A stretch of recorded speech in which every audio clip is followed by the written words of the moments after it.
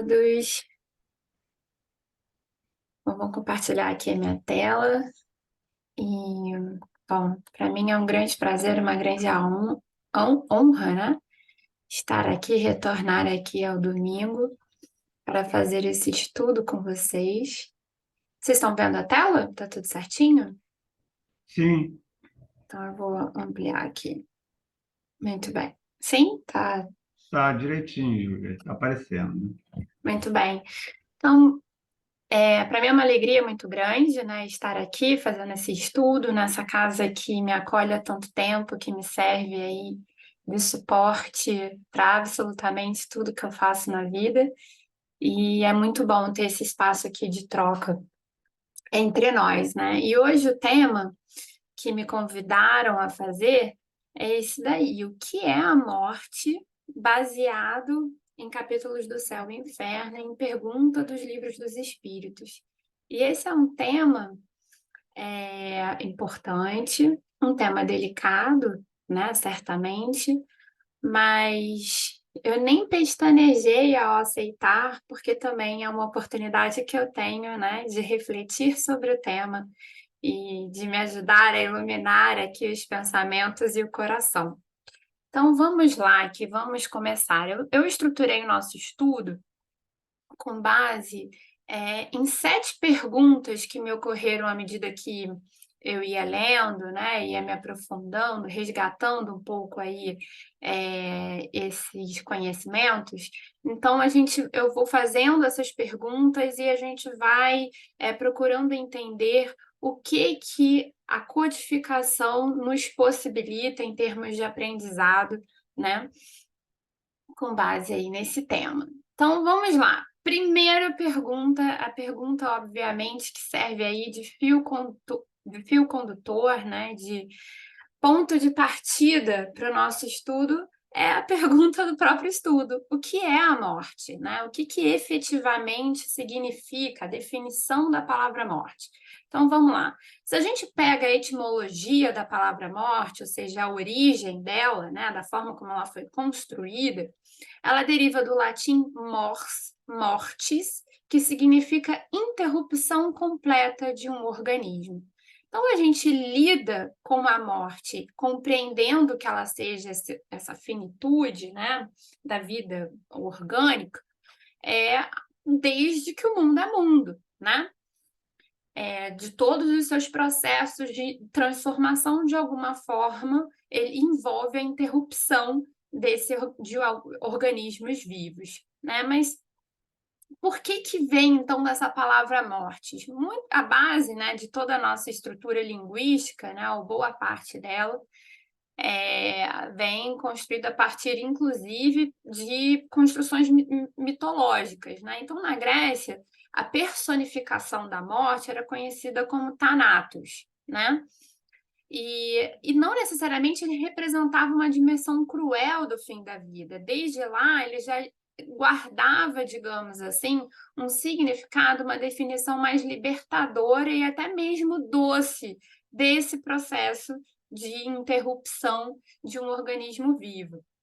Aí os romanos, né, eles se inspiraram nos gregos para criar a sua própria mitologia, né, o que a gente entende de mitologia romana, e nesse processo de adaptação, Thanatos se tornou mors, né? E aí veio a origem do latim a palavra morte. Né? Então, tem até alguns registros que configuram ou que relacionam o deus Mós, né? Inclusive auxiliando Platão no auxílio às almas, né, que estão perdidas. Então, a gente tem essa origem da palavra. E é claro que tem a noção da morte, né, o que ela representa, como a gente registra ou lida com ela, varia muito de cultura para cultura, de sociedade para sociedade. Então, a gente tem exemplos aí bastante ricos, né, que a depender, por exemplo, o Oriente, ele lida com a morte diferente do que as sociedades ocidentais. os mexicanos, por exemplo, né, lidam com a morte a partir de fazem uma celebração, existe o dia, né, de los Muertos, né, que é registrado de uma forma né, muito própria. Os incas, por exemplo, né, eles já tinham um registro da morte, onde eles enterravam seus mortos com os instrumentos e os aparatos de trabalho, já tendo o entendimento, né, de que essa pessoa, quando a partir da morte, continuaria ali a trabalhar, né? Então, portanto, ela deveria ser enterrada com seus instrumentos ali de trabalho, porque o valor, né, da pessoa estava muito relacionado com o seu labor, com o que ela fazia. Então, a gente pode tirar extratos de diferentes sociedades de como se lidar com a morte, de como se interpretar a morte. Muito bem. Então, aqui a gente tem, a princípio, a resposta para a definição, né?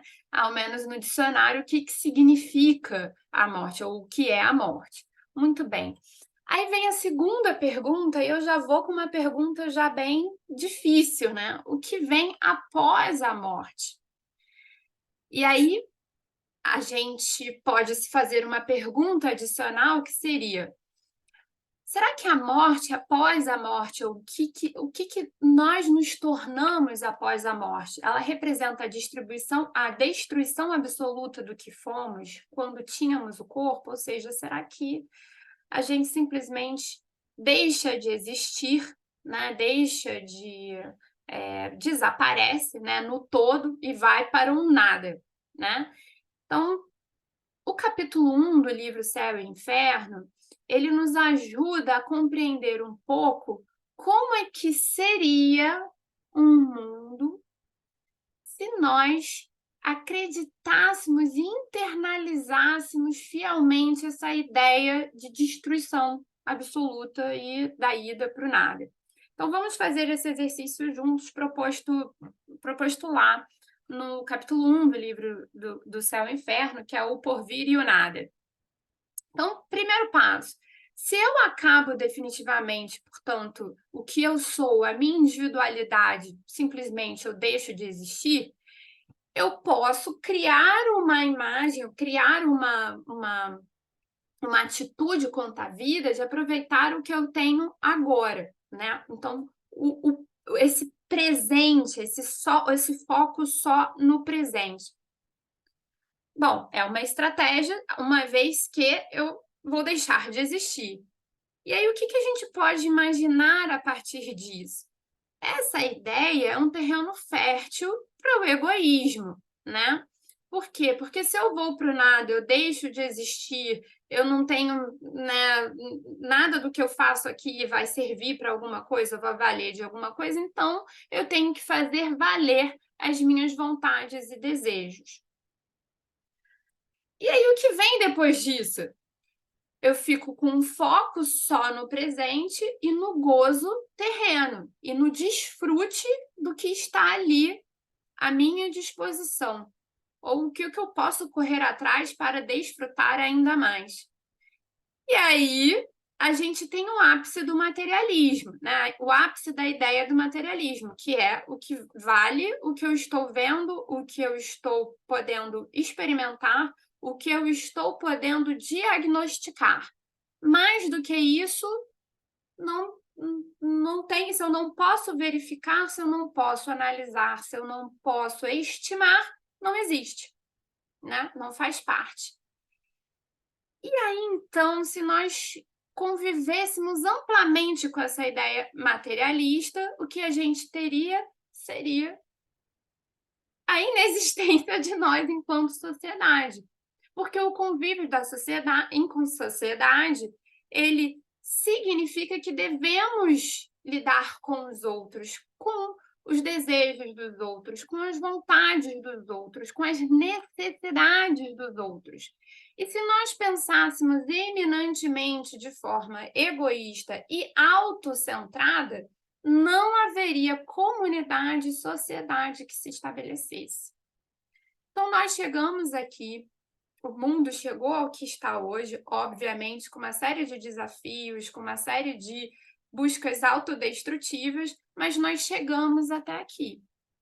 E se nós conseguimos chegar até aqui, é porque certamente algo nesse processo, né, nesse entendimento de que nós vamos para o nada, algo aí certamente não casa, né? Certamente não casa com o que guardamos intimamente. Aí eu vou então para a próxima pergunta, para a terceira pergunta. Como foi que conseguimos então chegar aonde chegamos, mesmo diante, obviamente, de, né, muita tristeza, muito sofrimento, mas também de conquistas importantes enquanto sociedade? Porque ao longo do tempo, as religiões, independentemente da sua raiz, né, da sua origem, elas conseguiram desenvolver em algum grau ideias que remetiam ou à felicidade após a morte ou à infelicidade após a morte. Então, de alguma forma, né, as organizações, nós, enquanto seres humanos, nos organizando em torno de movimentos religiosos, a gente, de alguma forma, precisava dessa ideia de que teria algo mais. Porque se nós não tivéssemos essa ideia, não nos apropriássemos dessa ideia, aí seria muito difícil nós conduzirmos uma vida em sociedade. Então, como é que a gente fez isso? A partir da existência de penas e gozos futuros. Então, eu posso ter uma vida infeliz após a morte, a depender de uma série de coisas, e, portanto, eu vou sofrer punições, né? E vou sofrer penas, ou eu posso ter uma vida feliz após a morte, onde eu vou poder desfrutar, né, de uma leveza, de uma felicidade futuramente após a morte. Um exemplo disso, um exemplo dessa construção religiosa é o céu e o inferno, título, inclusive, que dá nome a um dos livros que a gente está utilizando aqui como suporte do estudo.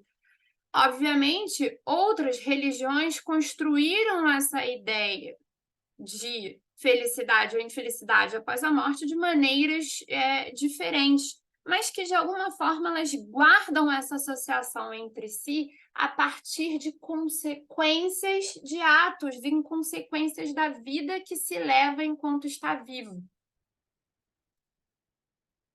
Aí tudo bem, então, aí a gente passa a entender assim, se nós conseguimos construir alguma coisa que nos remete a efeitos futuros do que nós estamos fazendo agora, isso de alguma forma modularia o nosso comportamento, né? As nossas escolhas terrenas para nós lidarmos com esse futuro que nós não sabemos muito bem o que é, mas que está suscetível às nossas ações de alguma forma, né? Aí a gente pode se perguntar, mas será que a ideia de que haveria um paraíso, um céu ou um inferno ou qualquer outra visão dicotômica, né, ou que venha de qualquer outra construção religiosa que trate da vida futura, será que essa organização de punições, desfrutes, foi o suficiente para que os homens se sentissem devidamente acolhidos e preenchidos? É algo que a gente pode se perguntar. Será que o fato dessa construção existir, isso deixou nós, né, enquanto pessoas, né, plenamente satisfeitos? Ou a partir de agora a gente deixou de fazer todo e qualquer mal? Ou a partir de agora a gente passou a fazer todo e qualquer bem? Então, na realidade, aparentemente não, né? Aparentemente não. E é interessante porque a filosofia, ela sempre se preocupou, de alguma maneira, de tratar as origens, né? O homem sempre quis saber as suas origens, da onde ele veio e para onde ele vai. Então, mesmo diante de toda essa construção religiosa, política, né, social, porque todas essas dimensões sempre estiveram muito interligadas nas construções das sociedades, mesmo assim, os estudos, né, a gente sempre teve uma busca por saber da onde a gente veio e para onde a gente vai. Nós nunca, na verdade, ficamos plenamente satisfeitos com as respostas que nos foram dadas. E aí a gente continua aqui, então, nos perguntando como foi que conseguimos chegar aonde chegamos, como foi que conseguimos chegar até aqui. E aí, nesse capítulo, nesse primeiro capítulo do Céu e Inferno, né, ele nos revela o seguinte: a crença na imortalidade, ela é intuitiva e muito mais generalizada do que a ideia do nada. Então, na verdade, ela é de alguma forma intrínseca a nós, né? Ela faz parte da gente, ela pertence a nós. Por isso a gente continua seguindo, por isso a gente continua caminhando. Mesmo que, veja bem, a, a, a doutrina espírita, né, enquanto estudo sistematizado e devidamente construído, ela se deu a partir da codificação, né? Mas isso não foi há bastante tempo atrás, mas na história da humanidade não faz tanto tempo assim, né? Então a gente está falando do lançamento do Livro dos Espíritos, se eu não estou enganada, a gente está falando de 1857, certo? Então isso não faz tanto tempo pela história da humanidade. Portanto, a ideia de imortalidade é uma ideia anterior a uma construção de doutrina espírita sistematizada. A gente já veio ao mundo com uma ideia intuitiva de que esse nada não nos preenche. Por isso que vale a pena viver, por isso que vale a pena estudar, por isso que vale a pena se encontrar, por isso que vale a pena se relacionar, por isso que valeu a pena muitas outras atividades ao longo da vida. E aí a gente pode se perguntar, então, aí aqui a gente pode se perguntar o que é imortalidade. E é óbvio que essa noção de imortalidade também vai variar de religião para religião, né, de construção religiosa para construção religiosa. Aqui, como estamos no âmbito doutrinário espírita, né, o que a gente pode entender por imortalidade? Vamos lá resgatar o Livro dos Espíritos, pergunta 149.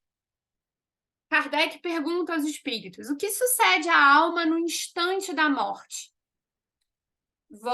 A alma volta a ser espírito, isto é, volve ao mundo dos espíritos, de onde se apartara momentaneamente. Então, na realidade, esse princípio básico doutrinário, né, que está dentro dos cinco princípios básicos da doutrina espírita, a reencarnação é um desses princípios, e a reencarnação ela é baseada nesse valor, nesse conceito de imortalidade. A gente retorna ao mundo dos espíritos, que é o mundo ao qual pertencemos, né? O mundo ao qual a gente se separa momentaneamente ao mergulhar no corpo, ao mergulhar na experiência terrena. E aí a pergunta 150 do Livro dos Espíritos, Kardec pergunta adicionalmente: a alma após a morte conserva a sua individualidade? Aí ele responde: sim, jamais a perde. O que seria ela se não a conservasse? Porque a ideia do nada é a ideia de que, ao desencarnarmos, ao morrermos, a gente seria que nem uma gota, e essa é a construção metafórica, né, inclusive utilizada no Livro dos Espíritos, como se nós fôssemos uma gota que retornávamos ao oceano, um grão de areia num deserto, no mar de areia, de grãos de areia. Então, aquela gota ali, ao retornar ao oceano, perde a individualidade. Ela passa a ser um todo. Imagina. Aí o que seria, então, de todas as nossas experiências, de tudo que nós desfrutamos, de tudo que nós absorvemos ao longo da nossa existência? Simplesmente desapareceria. Então, essa ideia é uma ideia que é refutada pelos espíritos, uma vez que nós retornamos ao mundo espiritual e retornamos guardando a nossa individualidade e tudo que nós somos, efetivamente. Então, como é que a gente pode representar e modelar essa imortalidade? Em um estudo que eu já fiz aqui também um domingo, onde a gente falou sobre o processo de provas e expiações, eu trouxe aqui essa imagem para deixar aqui bem visível, né, a forma como nós espíritas representamos a imortalidade. Então, nós somos espíritos, né? E nós fazemos mergulhos no corpo, né? Mergulhos no mundo físico e retornamos. Mergulhamos no mundo físico, mergulhamos no corpo e retornamos. E por que que esse processo sucessivo ele acontece?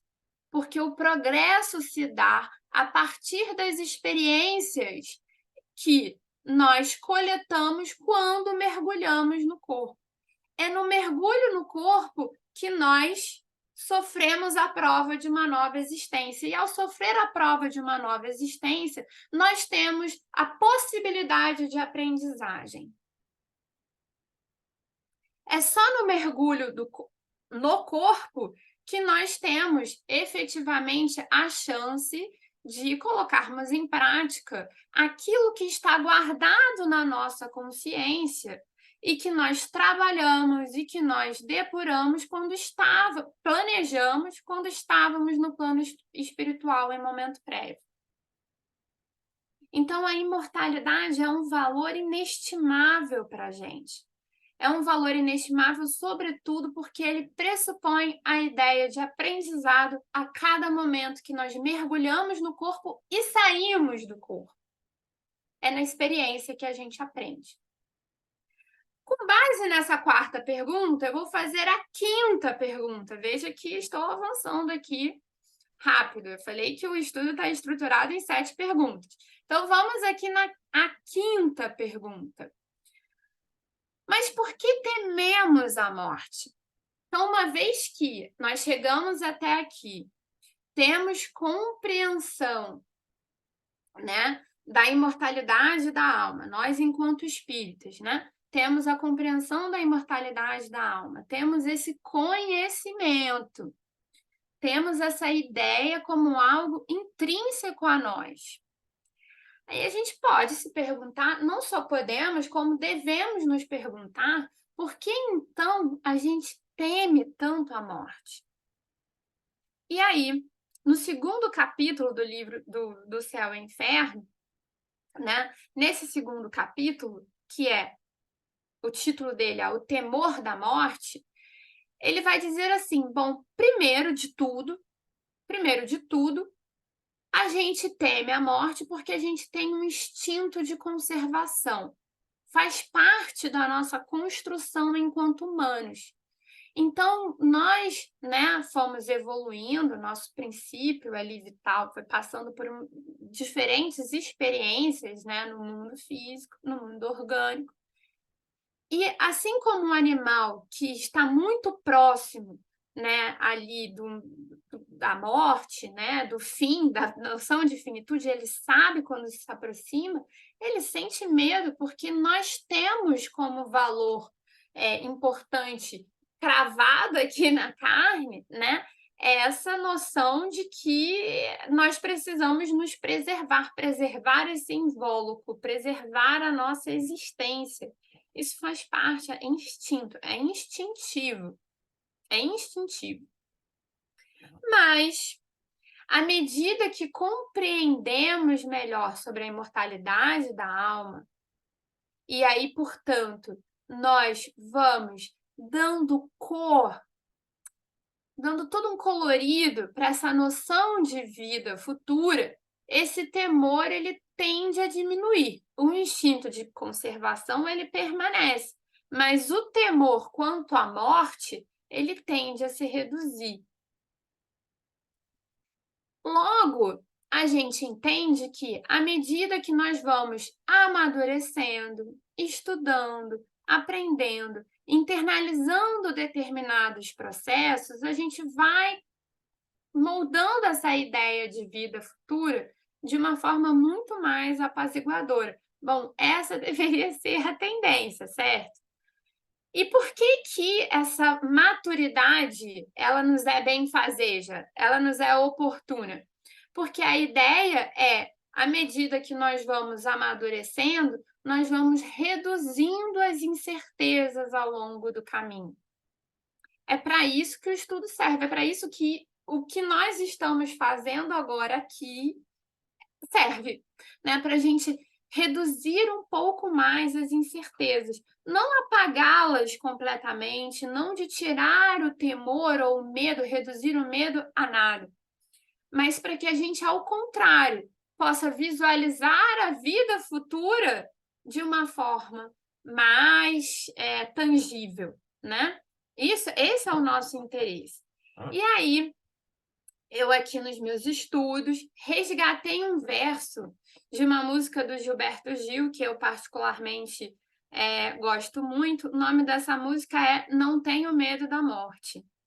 E o Gilberto Gil é um letrista aí, importante da nossa cultura, e achei interessante porque essa música, né, esses versos, eles casavam bem aqui com com a proposta do nosso estudo. E aí eu extraí aquela parte que me interessava aqui para o nosso debate, né, para as nossas discussões. Então ele fala assim, ele começa falando, não tenho medo da morte, mas medo de morrer, sim. A morte é depois de mim, mas quem vai morrer sou eu. Derradeiro ato meu. E eu terei de estar presente, assim como um presidente, dando posse ao sucessor. Terei de morrer vivendo, sabendo que já me vou. E aí, por que eu achei interessante, né, trazer esses versos para cá? Primeiro porque ele fala que ele não tem medo da morte, porque a morte é depois dele, né? Depois dele. E o que vem depois, ele até tem na música, ele fala, eu já não tenho mais fígado, não tenho mais estômago, né? Mas ele tem medo de morrer. E esse ato de morrer é um ato que é nosso e ninguém tira. Ele nos pertence, porque enquanto estamos passando por esse processo, somos nós que estamos vivendo, ninguém pode viver por nós. E aí, nós, quando estamos conscientes do que está acontecendo conosco, a gente consegue compreender. E aí, talvez esse seja o medo do qual ele se refere. E aí, então, isso me levou a fazer a sexta pergunta, que tem muito a ver com essa noção de imortalidade que nós espíritas guardamos como um valor importante para a gente. E a sexta pergunta é: mas o que tememos na morte exatamente? Esses versos do Gilberto Gil me levaram a fazer essa pergunta. O que a gente teme na morte? Uma vez que a gente tem o conhecimento, uma vez que nós temos a noção da vida futura, essa noção tangível da vida futura, a gente sabe que a gente vai retornar à pátria espiritual, que nós não vamos para o nada, que a nossa individualidade é guardada, ela é preservada. Tudo que aprendemos, os afetos, os sentimentos, tudo permanece conosco. E por que ainda assim a gente teme a morte, ou o que exatamente a gente teme na morte? Aí eu dividi essa pergunta em três. Será que o que a gente teme na morte é o antes da morte? Lá nos versos do Gilberto Gil foi essa a sensação que eu tive, como se ele temesse o ato em si de morrer, o antes. Mas aí o antes do desencarne, da perda, né, do corpo físico, a gente ainda está vivo. A gente não está morto, né? A gente está vivo. E enquanto há vida, há possibilidades de fazer, de sentir, de realizar, ou seja, de viver.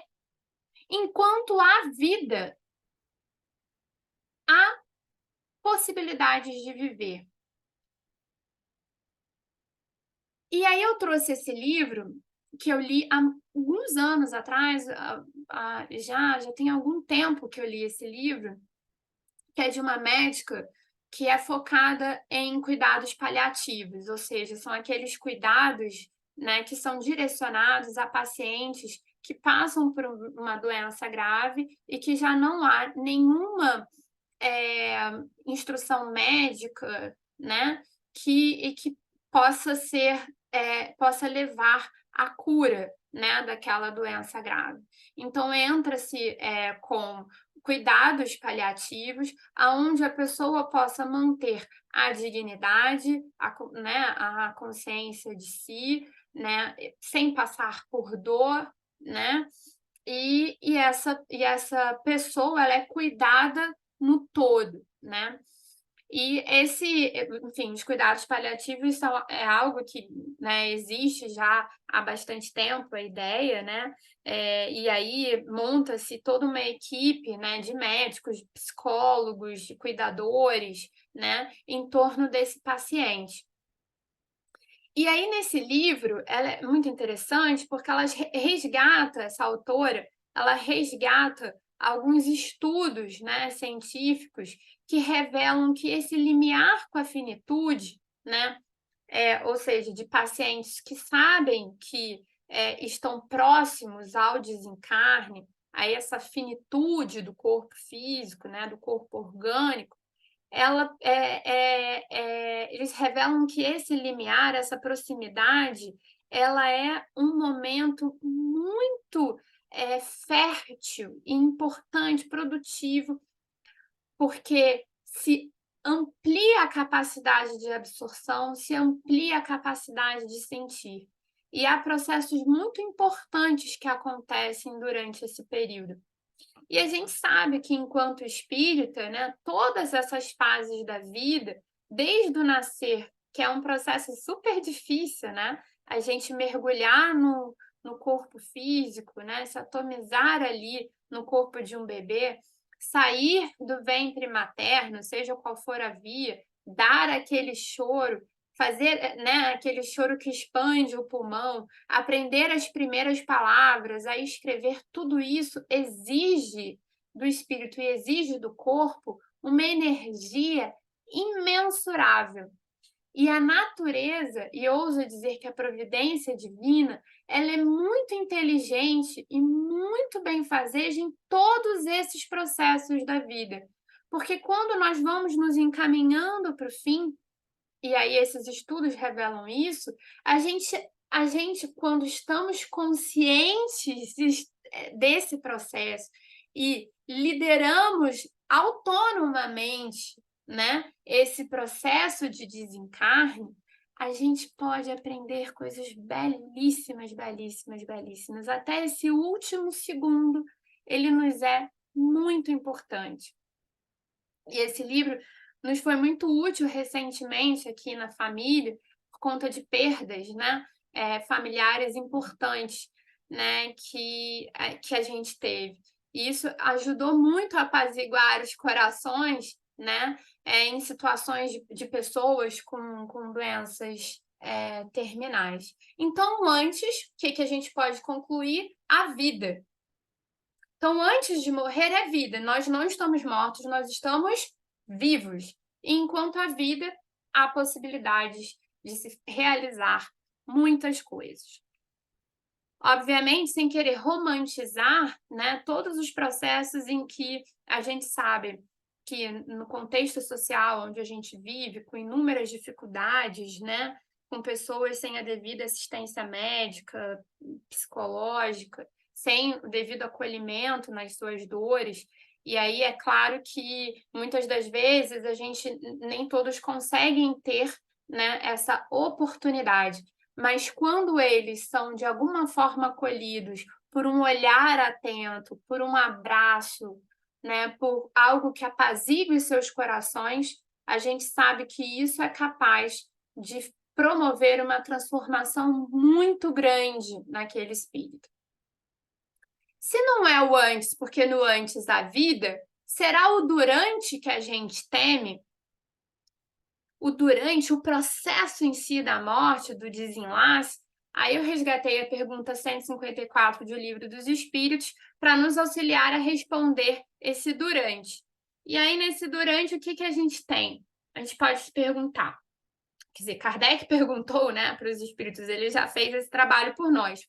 É dolorosa a separação da alma e do corpo? Se isso que nos preocupa, esse momento do desenlace, é doloroso? E aí os espíritos respondem, não. O corpo quase sempre sofre mais durante a vida do que no momento da morte. A alma nenhuma parte toma nisso. Os sofrimentos que algumas vezes se experimentam no instante da morte são um gozo para o espírito que vê chegar o termo do seu exílio. Então, os espíritos colocam recorrentemente que esse mergulho no corpo físico, na verdade, é visto como quase como um aprisionamento, e que quando realmente nós nos desligamos desse corpo físico, nós nos sentimos livres, com a sensação de que estamos voltando para onde nós sempre pertencemos. Então, essa separação, de acordo com os espíritos, não é dolorosa, mas é claro que eles nos revelam, né? Os espíritos, em perguntas adicionais, eles nos revelam que cada processo de desencarne é único, obviamente, né? De maneira geral, esse processo ele não é doloroso, mas é claro que vai depender do espírito e de fatores associados à sua experiência terrena, né? E isso, óbvio, esse desenlace vai ser mais ou menos difícil a depender do quão materialista, né, ou do quão apegado ao corpo, né, esse espírito está. E obviamente que essa noção de apego ao corpo depende muito também da forma como ele construiu e viveu essa vida aqui, né? E ainda assim, os espíritos dizem que, ainda que se tenha um desencarne decorrente de um grave acidente ou algo de natureza abrupta, que não permitiu, portanto, essa noção de aproximação da finitude, né, que, por exemplo, pacientes graves possuem, né, a providência intervém, possibilitando um desenlace seguro e assistido. Então, tem aí uma noção importante que é a confiança naquilo que nós aprendemos. A gente não está em nenhum momento desamparado, principalmente quando nós estamos conectados com a vida. Então, mesmo em situações violentas, situações abruptas, né, a gente os espíritos, inclusive, revelam que esse desenlace pode ser dado de forma instantânea, né? Ou se não, há uma perda de consciência prévia para que não se guarde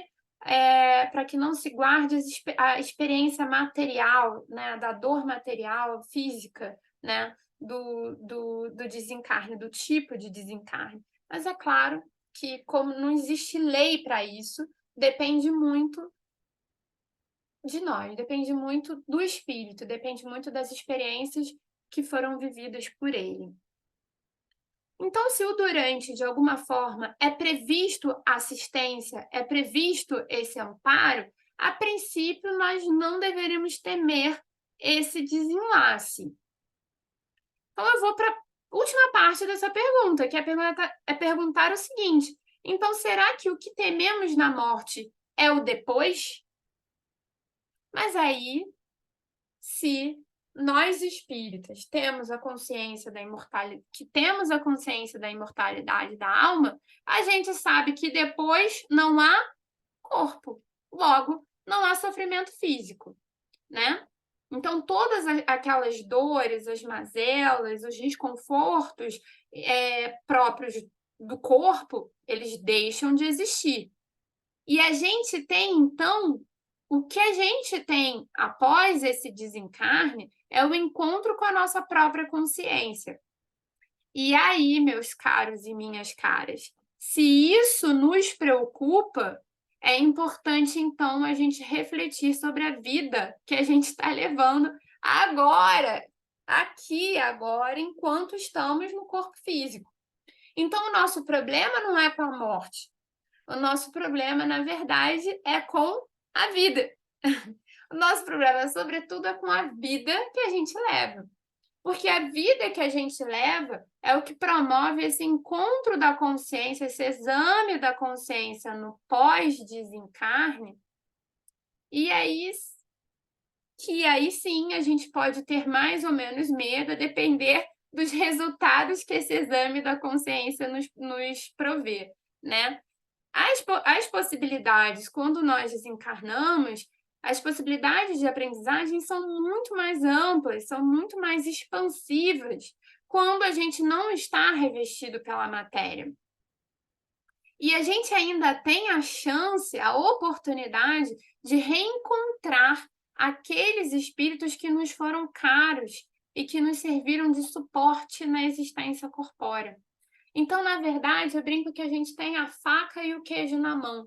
Aquela sensação de abrir um portal, né, onde a luz que entra nos faz sentir aqui dentro que estamos retornando para o lugar que pertencemos.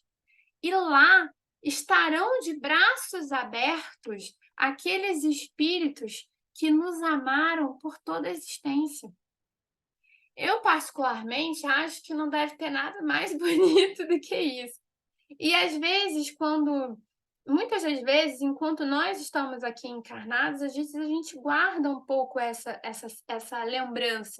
lembrança do que era lá, né? Do que era antes. E, após o desencarne, é para lá que a gente volta. Claro que nós não vamos nos furtar de tristezas, e esse exame consciencial pode nos trazer uma série aí de questões, mas nós teremos a oportunidade de trabalhar cada uma dessas questões. Então, a gente tem todas as nossas faculdades ampliadas, e isso é muito bom. Então, não tem por que a gente temer esse depois. O importante, então, se nós tememos o depois, é cuidar com a vida e não com a morte. E aí, já chegando aqui na sétima e última pergunta, para as nossas reflexões finais, a gente pode se perguntar: e por que diante disso tudo, as incertezas permanecem? A gente está se sentindo devidamente consolado, devidamente preenchido? E aí o capítulo 2 do livro Céu e Inferno, que é ainda sobre o temor da morte, né? Ele nos ajuda a elaborar sobre esse temor, né? E ele coloca o seguinte: o que a gente aprendeu na nossa construção religiosa sobre o nosso futuro? Vamos lá. A gente tem aquele grupo de espíritos que são aqueles que sofrem penas e punições como consequência dos seus próprios atos, né? Então, enfim, né? Vou para o inferno, né? Ou a gente pode fazer essa construção com termos espíritas, que isso é muito falado entre nós. Veja que a gente pode ter essa construção religiosa. Essa construção religiosa está aqui inerente, a gente vai construindo isso historicamente. E a gente pode ainda fundamentar ideias que a princípio seriam espíritas com base nessa construção religiosa um pouco maquineísta. Veja que a gente pode dividir os espíritos, então, entre aqueles que sofrem penas e punições como consequência dos seus atos, né? Ou a gente pode ter o segundo conjunto de espíritos, que é aqueles que dependem dos vivos para se libertarem do purgatório.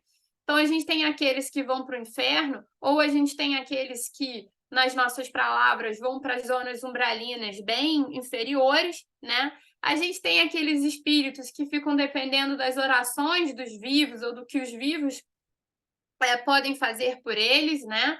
Para se libertarem do purgatório. Aí a gente tem aqueles conjuntos de espíritos que muitas vezes a gente brinca assim: ah, não, a gente vai para aquela colônia espiritual que ainda está muito próxima das zonas umbralinas, mas já está um pouco aí numa zona intermediária. Ou senão a gente teria um terceiro grupo de espíritos considerados eleitos pela beatitude contemplativa, numa visão, numa construção religiosa do tipo católica, evangélica, né?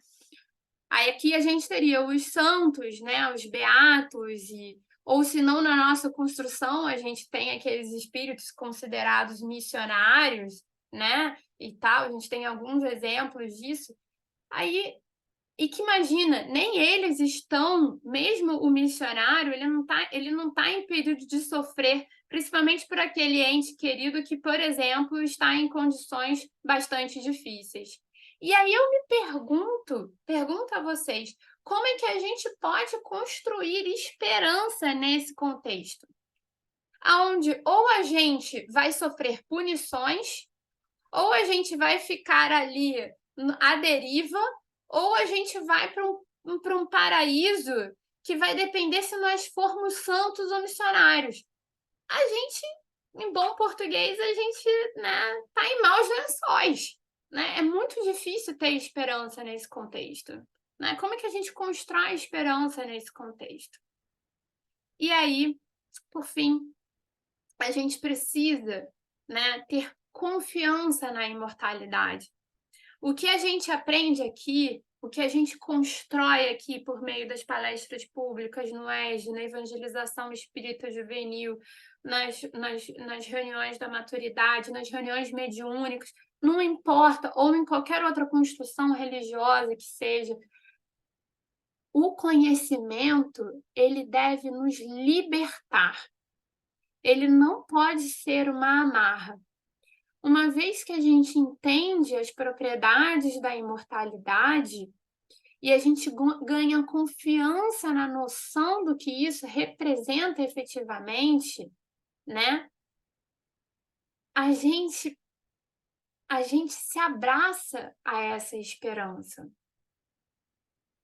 A gente se abraça a essa esperança, porque a gente sabe que é claro que nós tivemos equívocos e passamos por uma série de desafios, mas a nossa vida é muito mais do que isso. Quem está lá para nos receber, para fazer, avaliar e fazer esse exame de consciência conosco, eles captam absolutamente tudo de bom, todos os aprendizados, todas aquelas conquistas que nós tivemos enquanto estávamos no corpo.